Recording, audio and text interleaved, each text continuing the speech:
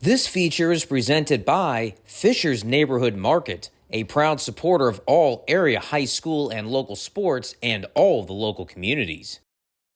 Hey folks, Mr. Bowtie here. Keep banging home that subscribe button on your screen so that way you can stay up to date on all the great local sports coverage not found on TV or in a cheap web stream. And don't forget to hit me up on Twitter at Mr. Bowtie 1982. It's fast, it's free, and you're going to make my dogs think I'm the best person in the world. Thank you so much and enjoy the show.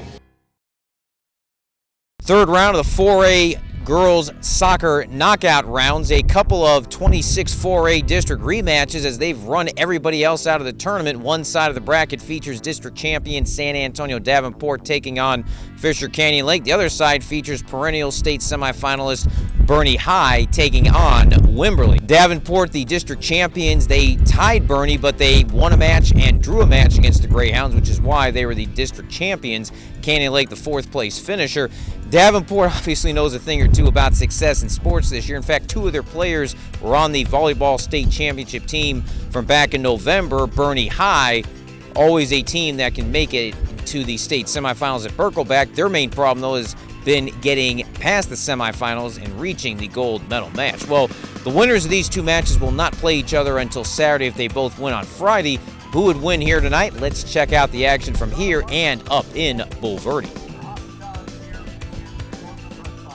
Starting with Davenport versus Canyon Lake. Hey, there's Logan Strong, who was strong in the volleyball team's epic comeback in the 4A state volleyball final in November. The other volleyball player on the roster is Emily Chabot. It didn't take long for her and Davenport to say Shabbai to their Comal ISD rival.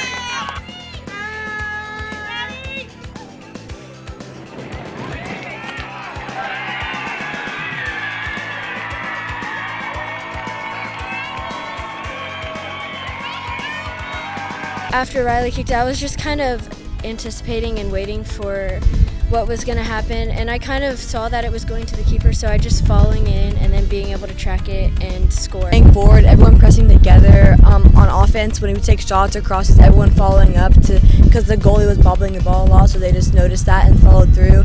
And just overall, like keeping with our runs, keeping with the through balls, everything that was working, we just kept doing that.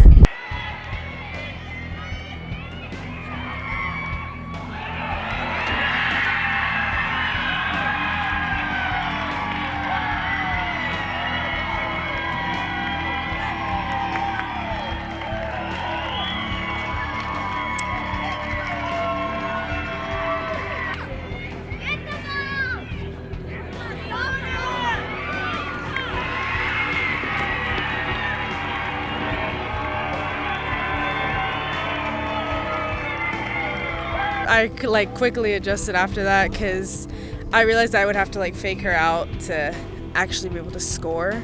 So I mean, my other 3 goals that I made last night were just me faking the goalie.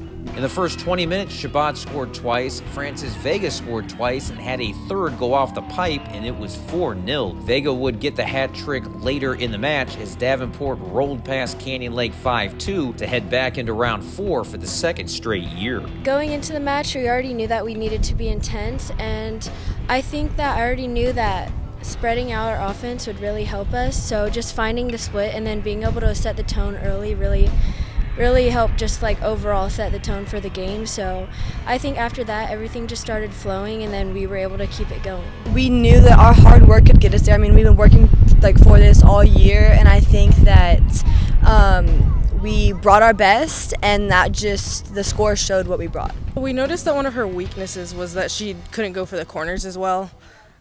She's a better goalie in the air with balls in the air. So if we went for the corners, we'd be able to score more goals. Boerne High had a lot tougher, more physical match with Wimberley. Hey, there's Stan Leach, the Boerne ISD athletic director. Did you know he once taught Diego Maradona how to do the Hand of God goal that won Argentina the 1986 World Cup? It's true.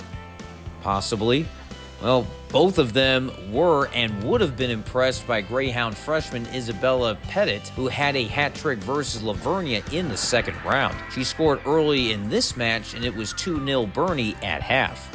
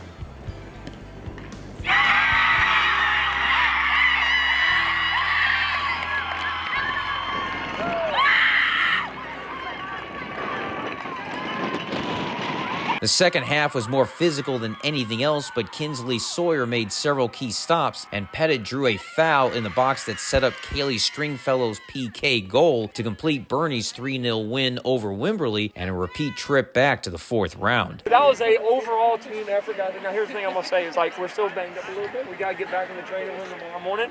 All right? Hey, going to regional tournament, all right?